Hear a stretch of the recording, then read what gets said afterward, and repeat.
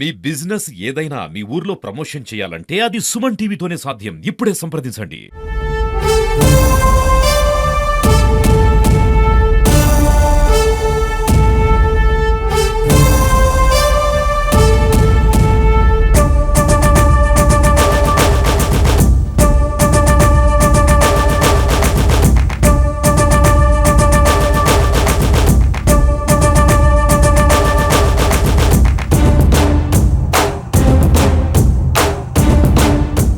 Hi, hello, నమస్తే, welcome to Suman TV. ప్రస్తుతానికి మనం మహబూబాబాద్ జిల్లాలో కమ్మల్పల్లి గ్రామంలో ఉన్నాం. కమ్మల్పల్లి గ్రామంలో సుమారు 50 నుంచి 100 మంది భారతదేశానికి రక్షించేందుకు సైనికులు సిద్ధంగా ఉన్నారు. ఈ గ్రామం నుంచి గ్రామం ప్రత్యేకత అదే, ఎందుకంటే ఆర్మీలో ఉండాలి, దేశ రక్షణ కోసం ఉండాలని చెప్పేసి ఇక్కడ ఉన్న యువకులంతా సంవత్సరానికి ఒక 4 నుంచి 5 చొప్పున ఇక్కడికి ఆర్మీలోకి వెళ్ళి విధులు నిర్వహిస్తుంటారు. క్రమంలో కూడా వాళ్ళు కొంత గ్రామస్తులు కూడా కమ్మల్పల్లి గ్రామస్తులు చాలా గర్వంగా ఫీల్ అవుతుంది. ఎందుకంటే దేశ రక్షణ కోసం మా ఊరు, మా పిల్లలు అక్కడ ఉంటుందని చెప్పేసి. అయితే ఇటీవల కాశ్మీర్లో పహల్గామ్లో జరిగినటువంటి ఉగ్రదాడిలో నేపథ్యంలో ఇటు భారత కేంద్ర సర్కార్ అయితే ఏమేమి, ఇటు మోడీ అయితే ప్రతిష్టాత్మకం తీసుకొని ఒకవైపు పాక్ ఇటు భారత సరిహద్దులు కూడా మూసేశారు. ఇటు వాళ్ళకి రవాణా వ్యవస్థ సింధు జిల్లాలు కూడా ఆపేశారని తెలిసింది. మొత్తానికైతే మన భారత్కి పాకిస్తాన్ మధ్యలో ఉన్నటువంటి అన్నిటి కూడా రవాణా సిబ్బంది, రవాణా అయితేనేమి, ఇతరత్ర వస్తువులు మార్గం అయితే మూసేసి వాళ్ళకి ఒక యుద్ధ మేఘాలు కమ్ముకున్న పరిస్థితి నెలకొంది. ఎందుకంటే ఏ క్షణాన్ని కూడా యుద్ధం వస్తుందో అని చెప్పేసి కూడా ప్రతి ఒక్క పౌరులు కూడా సిద్ధంగా ఉండాలని చెప్పేసి వాళ్ళకి సూచనలు చెప్తున్న క్రమంలో కూడా ఇక్కడ ఉన్నటువంటి కమ్మల్పల్లి గ్రామం, మహబూబాబాద్ జిల్లా కమ్మల్పల్లి గ్రామంలో కూడా వాళ్ళ బంధువులు, వాళ్ళ కుటుంబ సభ్యులు, వాళ్ళ కొడుకులు, కుమారులు కూడా సైన్యంలో ఉన్నారు. ఏ క్షణం యుద్ధం వస్తుందో అని చెప్పేసి కూడా వీళ్ళు కమ్మల్పల్లి గ్రామంలో హనుమాన్ టెంపుల్లో ప్రత్యేక పూజలు చేస్తున్నారు. ఎందుకంటే ఏ క్షణమైనా యుద్ధం రావచ్చు, మా కొడుకులు, మా కుటుంబ సభ్యులు అక్కడ ఉన్నారు, వాళ్ళు యుద్ధంలో పాల్గొనడం కూడా మాకు ఎంతో గర్వంగా ఉంటుంది. వాళ్ళు వెనుకడుగు వేయొద్దు, ఏ క్షణం ముందుకే పోవాలి, భయపడి వెనుక రావద్దు అని చెప్పేసి వాళ్ళకి ధైర్యం నింపడానికి వాళ్ళ ఇక్కడ కుటుంబ సభ్యులంతా కలిసి పూజలు తీసుకొని వాళ్ళకి స్ఫూర్తి నింపుతున్నారు. ప్రస్తుతం వాళ్ళతో మాట్లాడడానికి కుటుంబ సభ్యులను వాళ్ళు అడిగి వస్తున్నాం. అమ్మ చెప్పండి అమ్మ, ఏం పేరు అమ్మా? మీ పేరు? సైదమ్మ సార్. సైదమ్మ.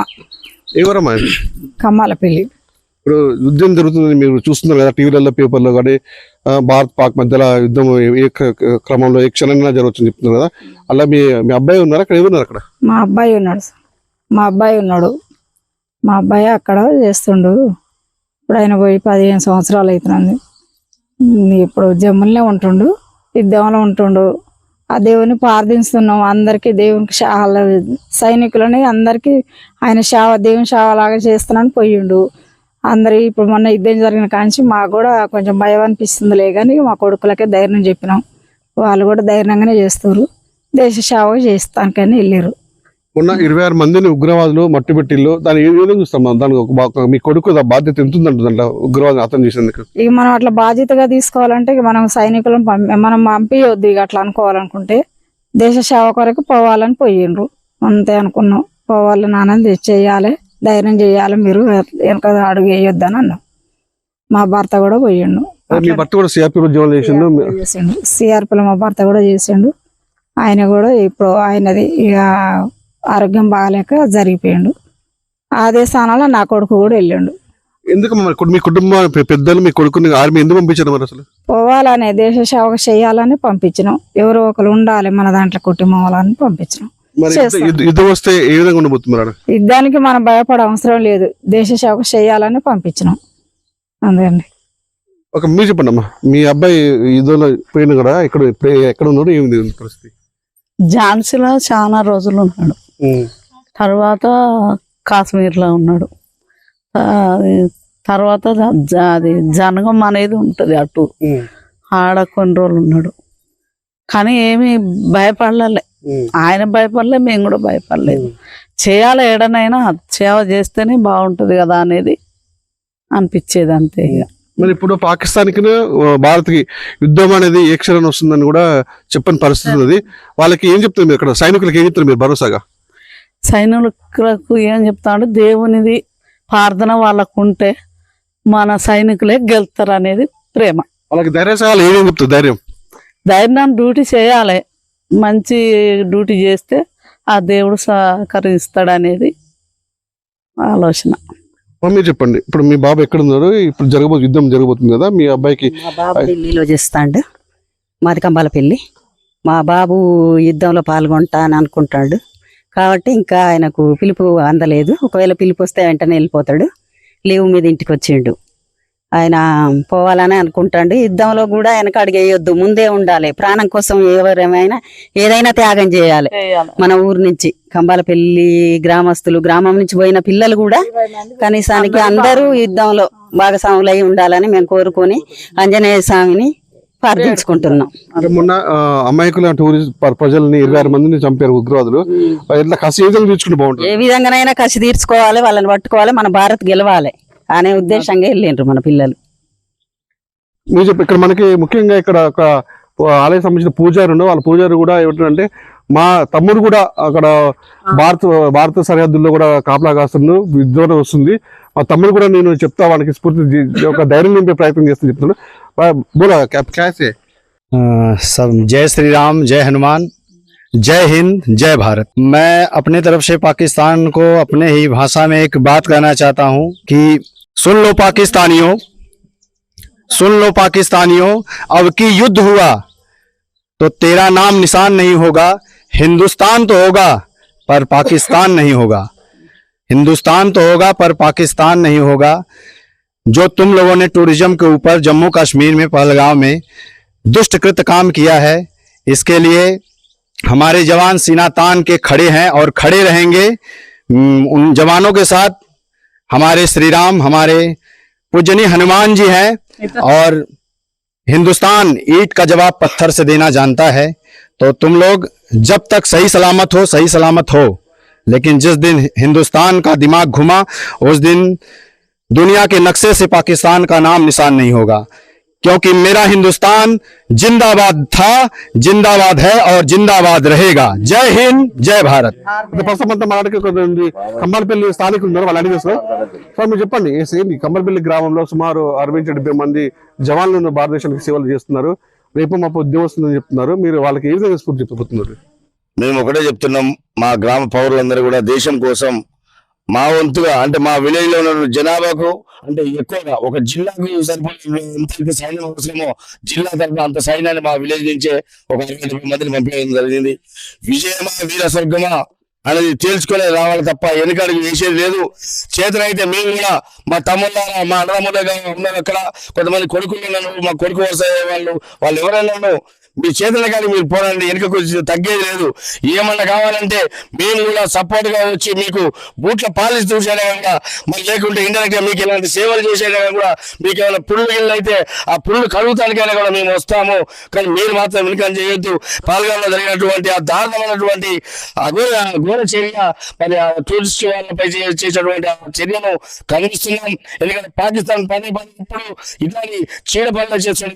ఒక్కోసారి మీరేందో మీరు తెలుసుకోవాల్సిన అవసరం మాకు కూడా ఉన్నది. ఒక్కసారి భారతీయులందరూ కలిసి ఒక్కసారి ఉమ్మేస్తే కొట్టుకుపోయేటువంటి పాకిస్తాన్ లో పదే వాళ్ళని బతకాల్సిన అవసరం ఉంది. కాబట్టి చాలా మంచి ఇంకా వారు తీసుకుంటారో ఆ నిర్ణయానికి మేము కట్టుబడి ఉంటాం. మా సైనికులకు కూడా, మా పిల్లలకు ఉంటాము అండగా. ఈ హనుమాన్ తరపున మేము హామీ ఇస్తున్నాం. ఇవాళ హనుమాన్ కు మేము అందరం కలిసి కూడా ప్రత్యేకమైనటువంటి పూజలు మరి చేస్తున్నాం. దేశం కోసం పోరాడుతున్నటువంటి సైనికులకు మరి ఎలాంటి ఆటంకం కలగకుండా మీరందరూ శ్రద్ధగా చెప్పేసి మీకు హనుమాన్ కోరుకుంటూ పూజలు నిర్వహించడం జరుగుతుంది. అంతేకాకుండా మీ పిల్లలకు భరోసా కూడా మేము ఉన్నాము. ఎందుకంటే సొంత మా తమ్ముడు సుధాకర్ కూడా, మరి మా తమ్ముడు తీర్చుకోవడం తప్ప మరి ఖాళీ చేతులతో రాదు అని చెప్పేసి మా తమ్ముడికి కూడా చెప్తున్నాము. ఇది మా మాటగా, మా ధైర్యంగా భావించాలని చెప్పి చెప్తున్నాము. జై హనుమాన్, జై హనుమాన్.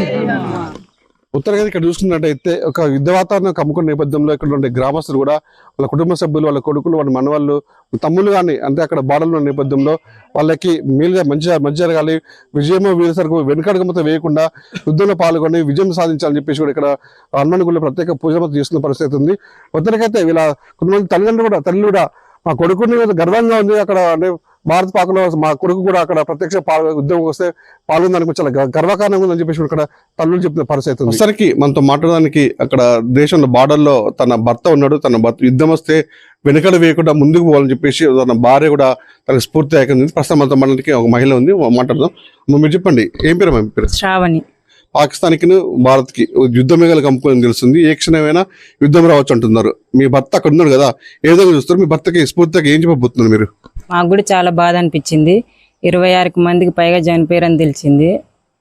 మా వారు కూడా అక్కడే ఉన్నారు. యుద్ధానికి సిద్ధంగా ఉండమని చెప్తాను నేను కూడా. అంటే ముఖ్యంగా ఇప్పుడు మాకు తెలిసింది మీరు మీ భర్త ఆయన పేరు ఏంటమ్మా? సుధాకర్ కూడా ఆయన ఆర్మీ జవాన్ అని తెలిసి కూడా మీరు పెళ్లి చేసుకున్నారండి. ఎందుకు అంత ధైర్యం చేశారు సార్? దేశం కోసం పోరాడుతున్నారు కాబట్టి గర్వంగా ఫీల్ అయి చేస్తారు. వాళ్ళ కుటుంబ సభ్యులు అలా తీసుకున్నారు. మీరు చెప్పండి, మన ఉగ్రవాదాలు 26 మంది బలైపోయారు. ఇప్పుడు యుద్ధ మిగలు కమ్ముకున్నవి, ఏ క్షణాన యుద్ధం వస్తుందని కూడా చెప్పిన పరిస్థితులు ఉన్నది. అలాంటప్పుడు మీ కుటుంబ సభ్యులు అక్కడ ఒక జవాన్గా ఉన్నాడు, భారతదేశ రక్షణ పొందుతాడు, యుద్ధం వస్తే మీరు ఆయనకి ఏం ధైర్యం చెప్పబోతున్నారు? 100% ఎవడైతే ఉగ్రవాదులు ఉన్నాడో వాడిని కూడా మనం క్షమించొద్దు. ఎట్టి పరిస్థితుల్లో మా తమ్ముడు దాంట్లో ఉంటాడు, ఉగ్రవాదులను వ్యతిరేకించడంలో ఉంటాడు. సుమారు ఈ కమ్మరపల్లి గ్రామం నుంచి కూడా 60 నుంచి 70 మంది కూడా జవాన్లు ఉన్నారని చెప్తున్నారు. అందరూ కూడా వివిధ బార్డర్లో పనిచేస్తున్నారు. యుద్ధం వస్తే ఊరు తరపు నుంచి మీరు వాళ్ళకి ఏం చెప్పబోతున్నారు? అందరు మా కంబాలపల్లి విలేజ్లో ఎంతమంది అయితే ఆర్మీ జవాన్లు కాకుండా ఇంకా మామూలుగా వేరే డిపార్ట్మెంట్లో కూడా ఉన్నారు. అందరు కూడా వాళ్ళకి సపోర్ట్ చేస్తారు. వాళ్ళకు ఆర్మీ వాళ్ళకు కూడా సపోర్ట్ చేస్తాం. At the same time government Jaber చాలా మంది ఉన్నారు, వాళ్ళకు కూడా సపోర్ట్ చేస్తాం. ఏప్రిల్ 22 పహల్గాంలో టూరిస్టుల పైన అక్కడ అటాక్ అనేది జరిగింది. అందులో దాదాపు 26 మంది టూరిస్టులు చనిపోవడం జరిగింది. ఇది అమానుషికమైనటువంటి చర్య. దీన్ని తీవ్రంగా ఖండిస్తున్నాం. భవిష్యత్తులో ఇటువంటి దాడులు పునరావృతం కాకుండా కేంద్ర ప్రభుత్వం కఠినమైనటువంటి చర్యలు తీసుకోవాలని మేము కోరుతున్నాం. కూకటి వేలతో దీన్ని పెగిలించాలి. ఎందుకంటే మనకు ఇండిపెండెన్స్ వచ్చిన దగ్గర నుంచి ఇప్పటి వరకు కూడా మన దేశం పైన అనేకమైనటువంటి దాడులు జరిగినాయి. 48లో ఒకసారి వార్ జరిగింది, తర్వాత 65లో జరిగింది పాకిస్తాన్ తోటి, తర్వాత 71లో జరిగింది. ముఖ్యంగా 71లో బంగ్లాదేశ్ విషయంలో మనకు ఆ ఇష్యూ విషయంలో, కాశ్మీర్ విషయంలో, బార్డర్ ఇష్యూ విషయంలో దాడి జరిగినప్పుడు ఆ యుద్ధంలో పాకిస్తాన్ ఓడిపోవడం జరిగింది. దాదాపు 93,000 మంది పాకిస్తాన్ సైనికులు అందులో పట్టుబడ్డరు. కానీ అప్పుడు మనకు మంచి అవకాశం, మనం POKని ఆక్యుపై చేసుకోవడానికి చాలా సదవకాశం. కానీ నాటి కేంద్ర ప్రభుత్వం దాన్ని మిస్యూజ్ చేసుకుందనే చెప్పాలి మనం. సో ఆ తర్వాత 99లో కార్గిల్ వార్ అనేది జరిగింది. తర్వాత మనకు పార్లమెంట్ పైన అటాక్స్ జరిగినాయి, హైదరాబాద్లో గోకుల్ చాట్స్ పైన జరిగినాయి, తర్వాత ముంబైలో ఉన్నటువంటి తాజ్ హోటల్ పైన జరిగినాయి. సో ఇట్లా రకరకాలుగా, అంటే ఎక్కడ అవకాశం దొరికితే అక్కడ తీవ్రవాదులు మన దేశం పైన అటాక్స్ చేస్తున్నారు. వీటిని తీవ్రంగా భారతీయ పౌరుడిగా ప్రతి ఒక్కరు కూడా దీన్ని ఖండించాల్సినటువంటి విషయం ఇది. సో కాబట్టి ఇప్పుడున్నటువంటి ప్రభుత్వం కఠినమైనటువంటి చర్యలు తీసుకోవాలి. ఎందుకంటే ప్రపంచంలో భారతదేశం అనేది శరవేగంగా అభివృద్ధి చెందుతుంది. తమ్ముడు కూడా బార్డర్లు ఉన్నాడు, రేపు యుద్ధాలు వస్తున్నాయి, యుద్ధం ఏ క్షణం జరగబోతుందని చెప్పిన ఆయనకి మీరు ఏం ధైర్యం చెప్పబోతున్నారు మీరు? మా తమ్ముడు దాదాపు ఇక్కడ నుంచి అంటే ఆర్మీలో జాయిన్ అయ్యి దాదాపు 20 years అవుతుంది. సో మా తమ్ముడు అందులో ఆర్మీలో పనిచేయడం అనేది మా అందరికి కూడా చాలా గర్వకారణం. దేశం కోసం పనిచేస్తుండు. సో ఆయన అంబిషన్ కూడా అదే, దేశం కోసం పనిచేయాలనేది మొదటి నుంచి కూడా ఒక ఆ లక్ష్యంతో అందులోకి వెళ్ళిండు. కేవలం అంటే చాలా మందికి రకరకాలైనటువంటి ప్రొఫెషన్స్, ఇది కావాలని భవిష్యత్తులో ఇది కావాలని లక్ష్యం పెట్టుకుంటారు. కానీ వాడు 10th క్లాస్ పాస్ కాగానే నేను ఆర్మీకి వెళ్ళాలి అనేటువంటి ఒక లక్ష్యాన్ని పెట్టుకుని అందులోకే వెళ్ళిండు. సో ఇది మంచి సమయం. మనం ఈ యుద్ధానికి వెళ్తున్నటువంటి మా తమ్ముడికి కూడా ఈ దేశంలో ఉన్నటువంటి, అంటే యుద్ధానికి ఎవరైతే వెళ్తున్నారో, అంటే not only my brother, so అంటే ఎవరైతే ఈ యుద్ధంలో పార్టిసిపేట్ చేస్తున్నారో, ఆర్మీ జవాన్లు ఎవరైతే పాల్గొంటున్నారో, సో వాళ్ళందరికీ కూడా ఈ అంటే దేశంలో ఉన్నటువంటి దాదాపు 121 కోట్ల మంది వాళ్ళ యొక్క ఆశీస్సులు ఖచ్చితంగా ఉంటాయి. వాళ్ళందరి సపోర్ట్ కూడా ఖచ్చితంగా ఉంటుందని నేను తెలియజేస్తున్నా.